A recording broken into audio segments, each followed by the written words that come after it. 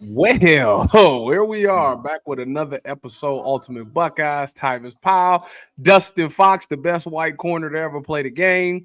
Listen, it's a lot going on. Obviously, the CFP last week was the conference Mm-hmm. championships. Ohio State obviously did not play in that, but the CFP final rankings came out, and the Buckeyes is to be expected, has a home game against Tennessee.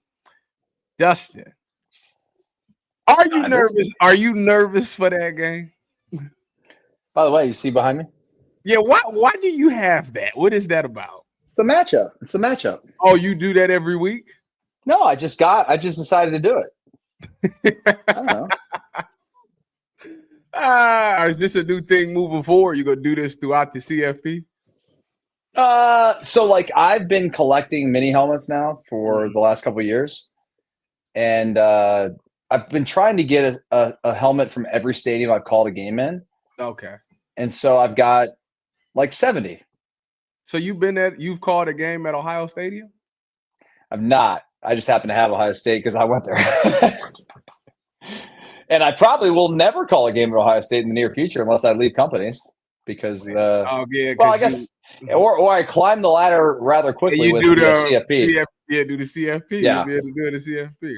All right. So what is it about Tennessee? Wait, first of all, what do you think their head space is after this? You know, they obviously they lost the rivalry game. They went on to not win the Big Ten championship. Mhm.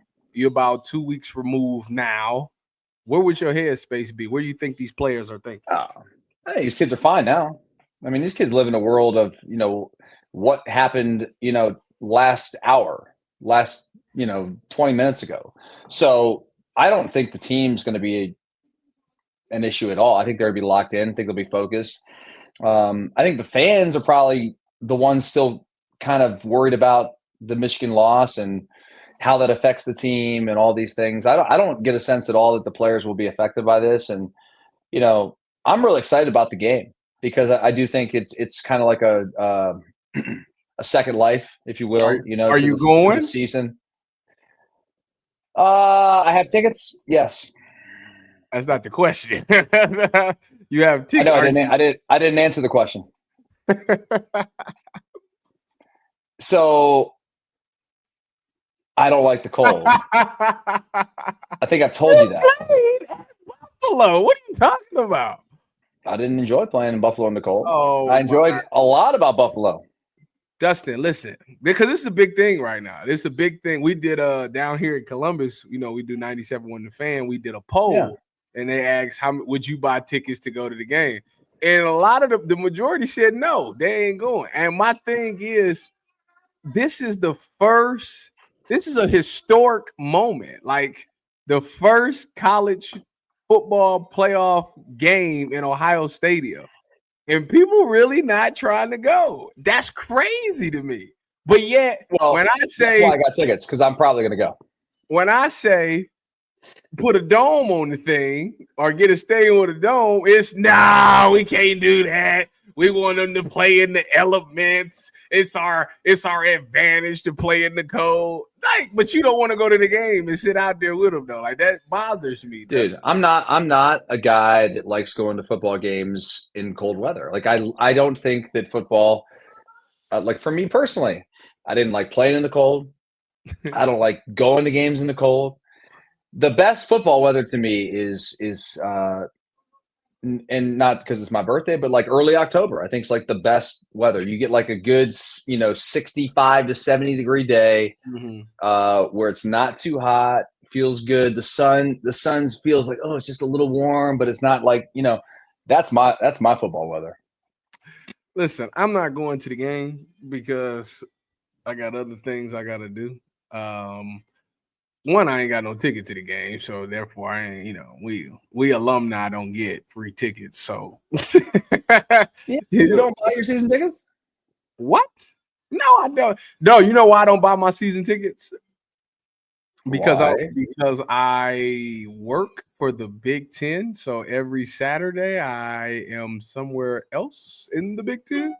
So therefore, I will never see a game. So therefore, why would I buy the ticket? Because you have access to buy the tickets. Yeah, no, I'm not gonna buy them just to buy them, Dustin. Like, I'm not gonna use the tickets. Tyvis, you know how the system works, right?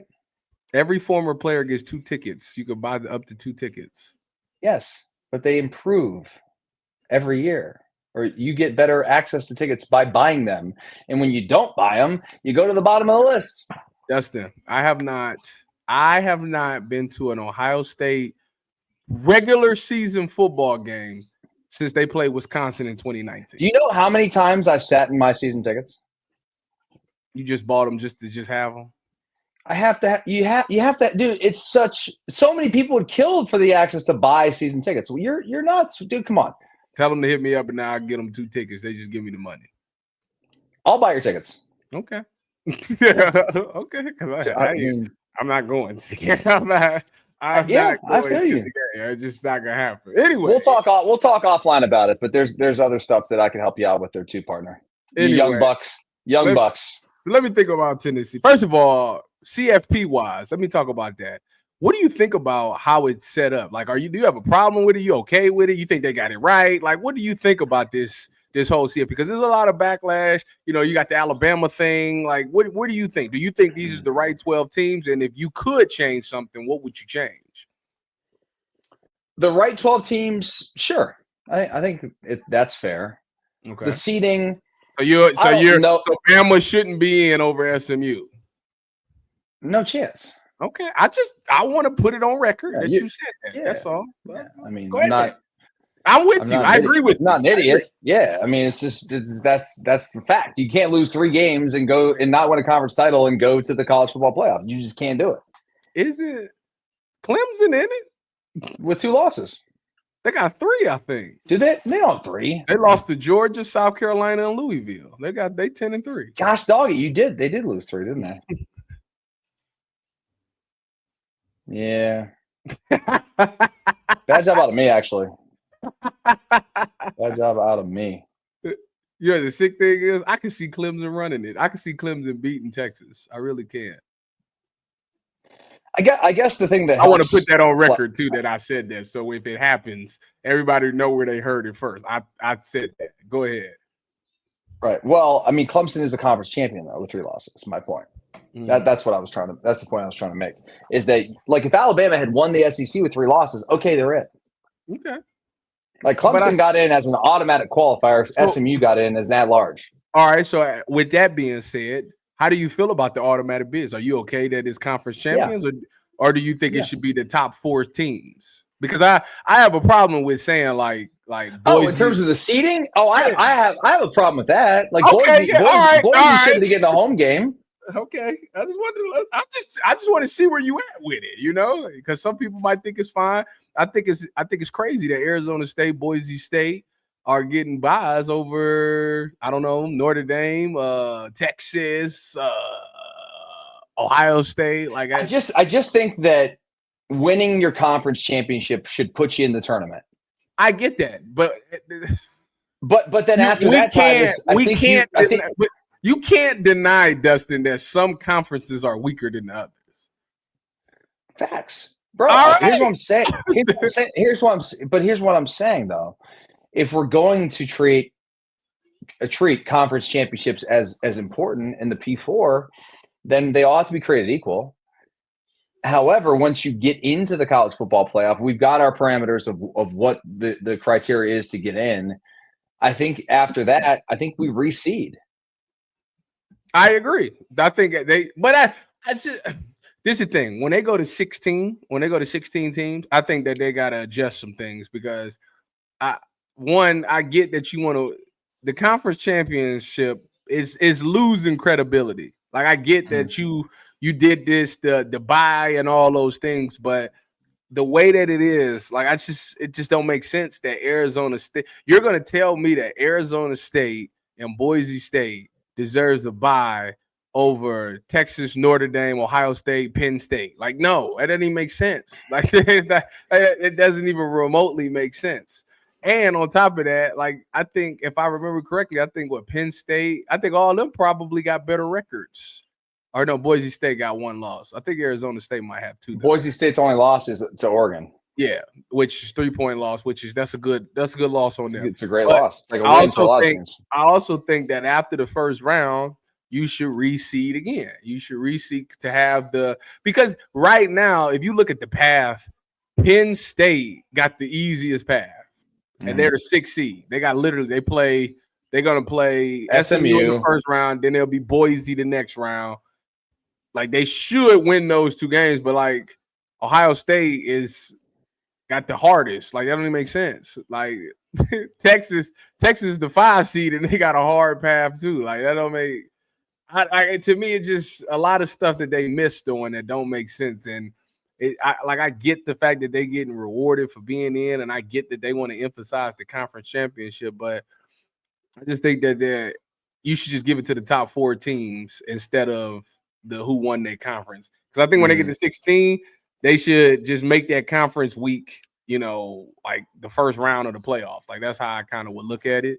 But yeah, that's the couple of things that I would fix when you talk about the CFP. But I'm still I don't care about all that. All I care about the fact is that Ohio State got a chance to have a home game against the SEC opponent. I thought about this the other day. Think about this. So Ohio State's lost the last 4 years to the Wolverines. Hate to bring it up, but whatever. Do you know? Okay, so 21, they lost to the Wolverines. They played Utah in the Rose Bowl and they won. 22, they lost to the Wolverines. They lost to Georgia, who's in the SEC. 23, they lost to the Wolverines, and then they lost to Missouri, who's in the SEC. 24, they lost to the Wolverines, and they played Tennessee, who's in the SEC. So, do you think we know there's a Wolverine problem. Do you think it's a SEC problem as well? No, I know. You had to sit back on that one, didn't you? No, I don't. It's a good team problem. Although this year Michigan's team's not very good, but last year Missouri, dude, that game, you throw that game out. What do you mean? Why? Missouri cared about the game and we didn't. Why didn't we? Why do you say we didn't? Dude, it was a meaningless game. You really think that the people cared about that game? Why? I'm asking you. Did our best? Dude, players... I bet on Missouri to win the game because it was free money. Did you? 100%. Did our best players play in that game? Not all of them. The quarterback is the only one that didn't. Well, that's a big one. Don't do this, Dustin. Our quarterback was wearing number 33. Yeah, he was. What's that? He's an all right player, but dude, it was not. You watched the game; it was bad football. I just want to point out the fact that we're 1-2 post Wolverine games. That's all and we're 0-2 against the SEC. That's all I was saying. I just asked the question.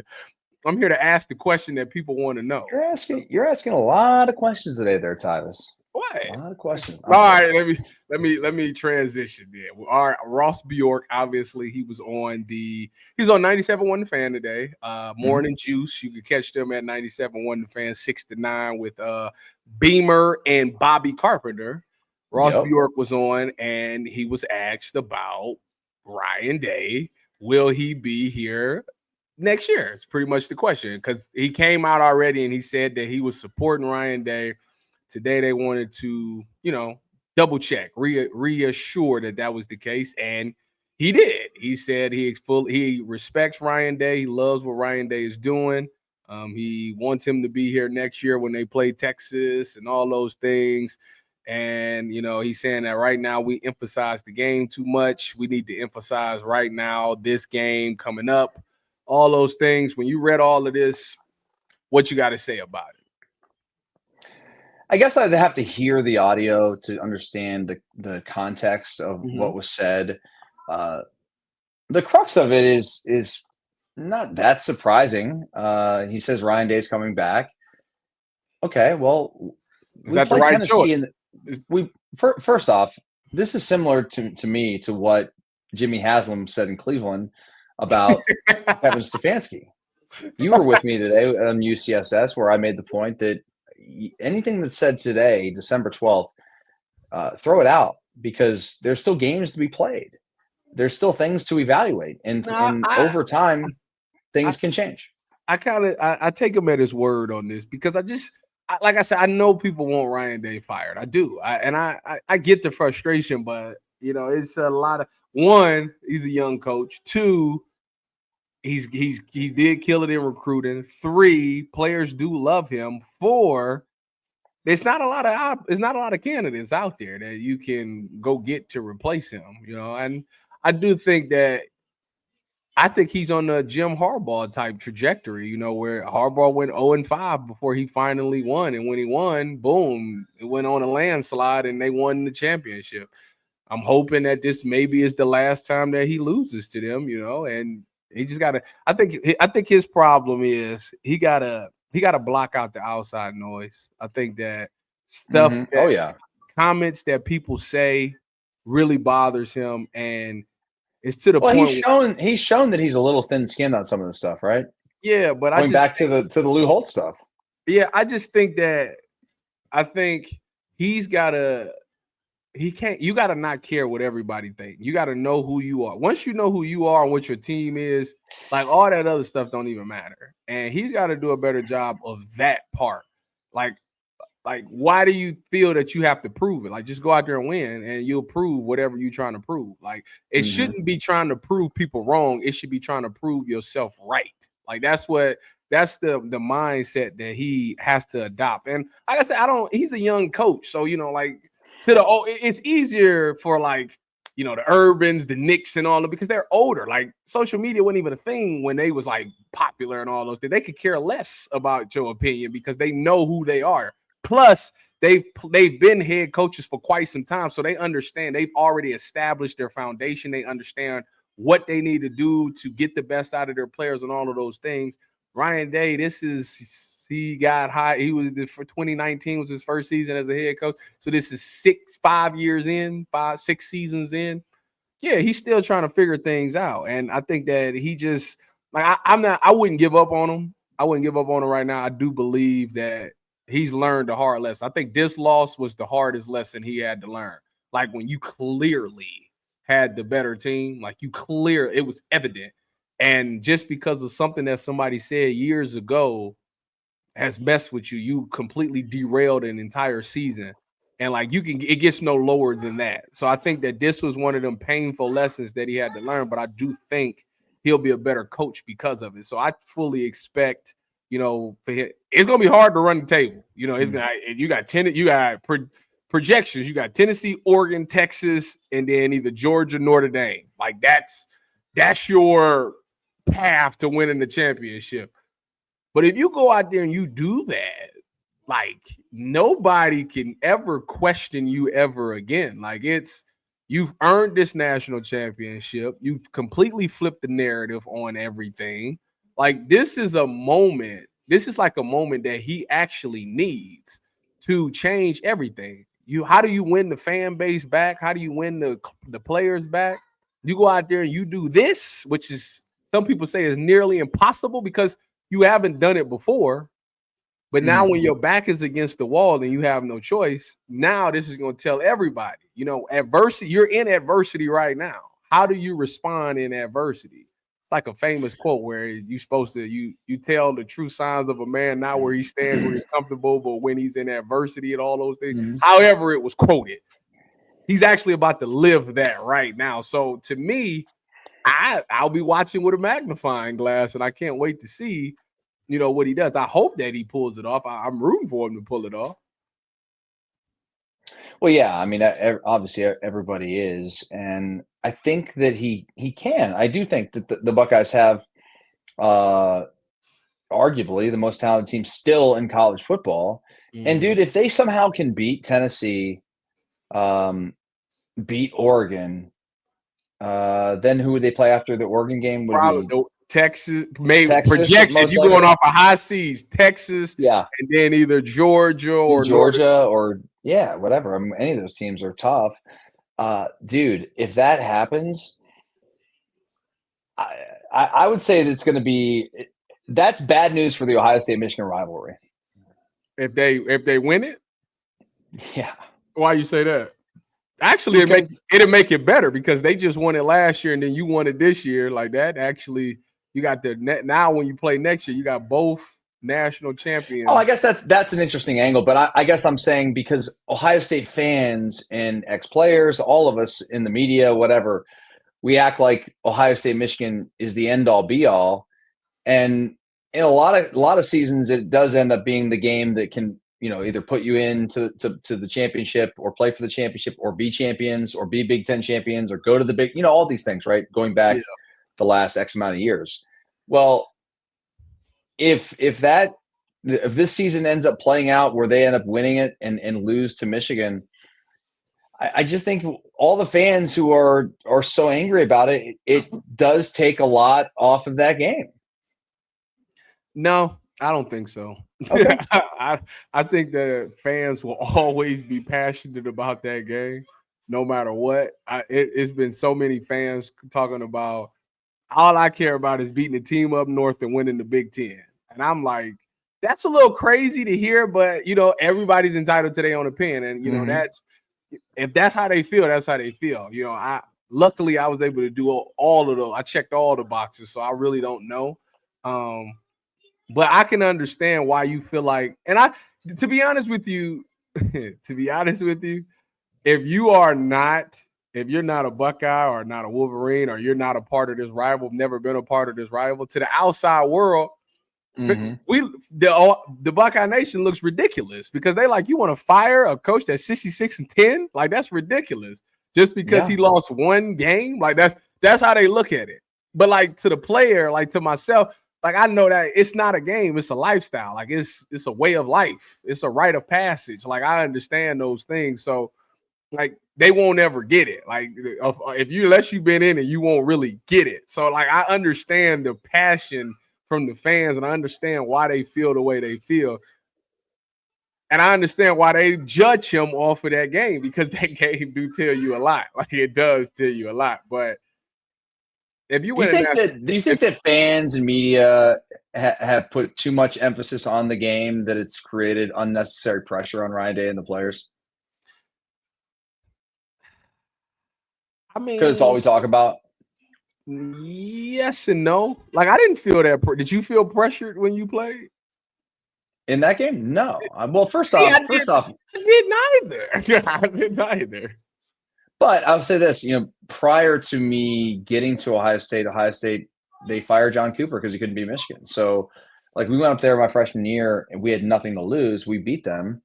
Next year, obviously, we were, undefeated going into that game and going to the national championship if we beat Michigan. So there was pressure in that game, tons of it, by the way.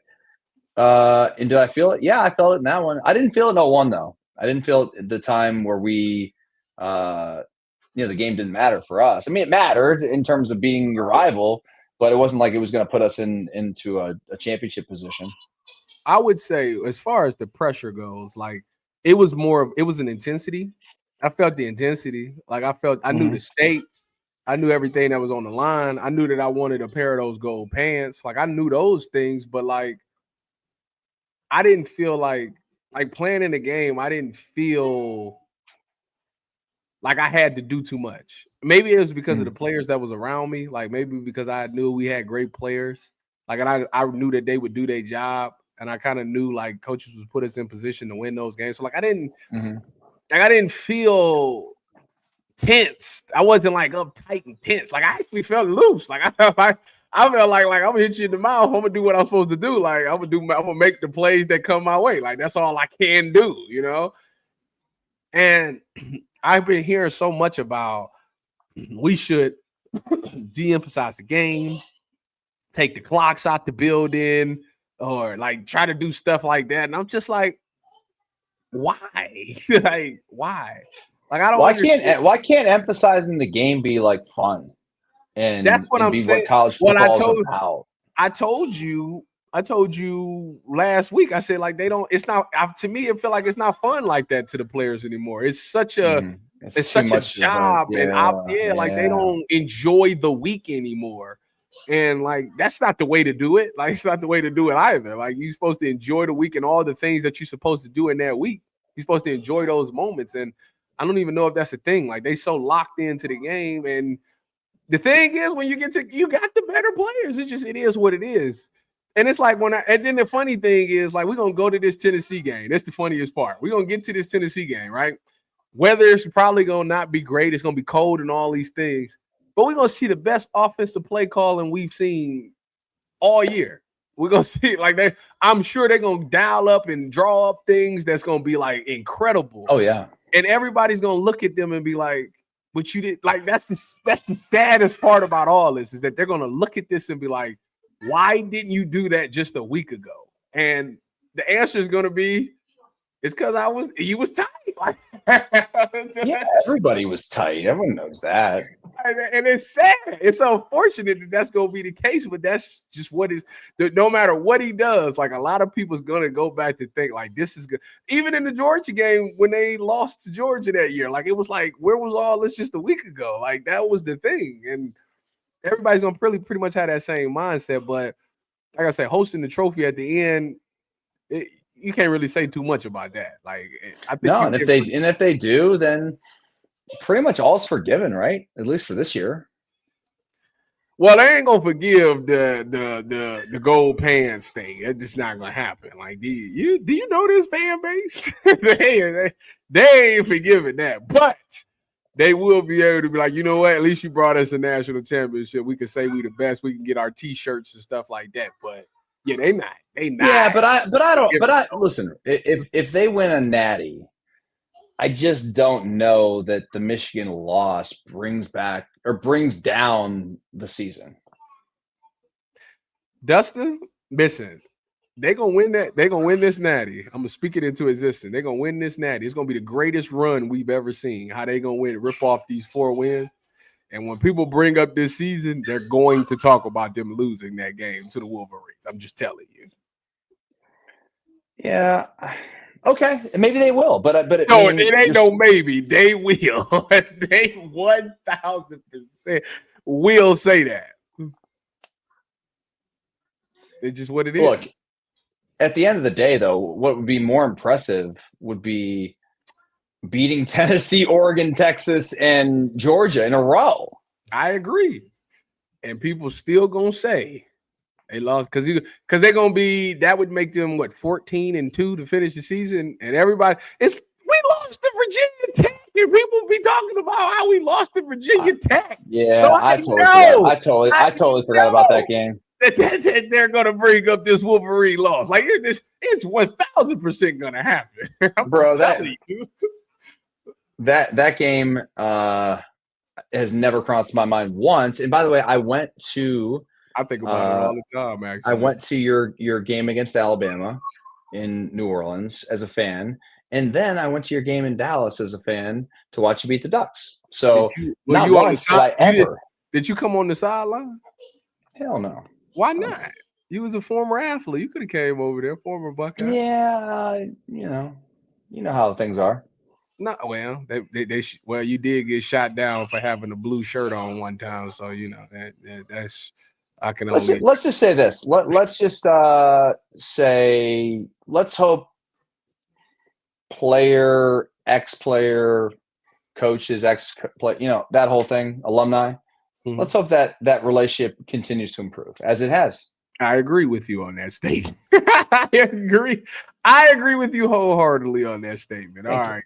Now, I believe we will do another show before they play. We're doing a show next week. Yeah. So therefore, I don't need your prediction for that game just quite yet, but I do want one final thought. What do they have to do to beat Tennessee? What do you know about Tennessee?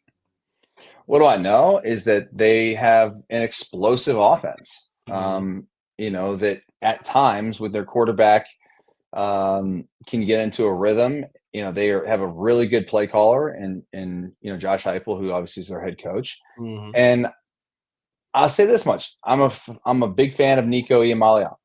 Mm-hmm. However, he is just a freshman.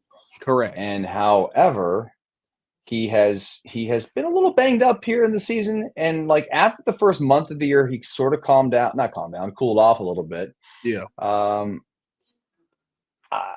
Look, Ohio State's going to be able to throw the ball.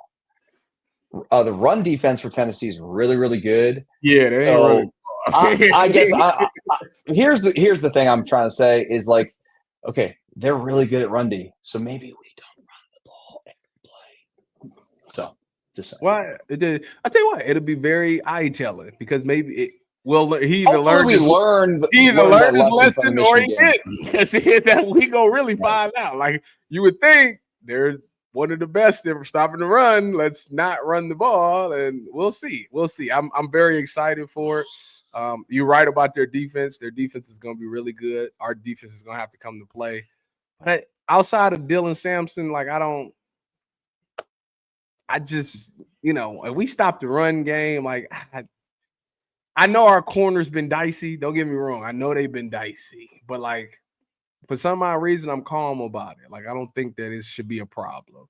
Our corners do have to play clean, not give up the deep balls, not get the PIs and the holding calls. But I think they will. I think that this time off, you go up against this competition. NFL scouts is going to want to see this game. They're going to want to judge you off this tape, see you against speed, what it looks like. So you got a chance to really change the narrative there. And I think that these guys are going to put out some really good tape, and I think they're going to play clean. Be interested to see how Will Howard bounce back because that Wolverines game was not good. So yeah, I'm excited. Is he healthy? Like, do we know that he left that game 100% healthy? Nothing ever came out. But we'll find. I tell you what, when we come back next week, we'll have that answer. I'll go do some digging around. But until then, Ultimate Buckeyes, I'm Tyrus Powell. That's Dustin Fox. We'll see y'all next week. Go Bucks.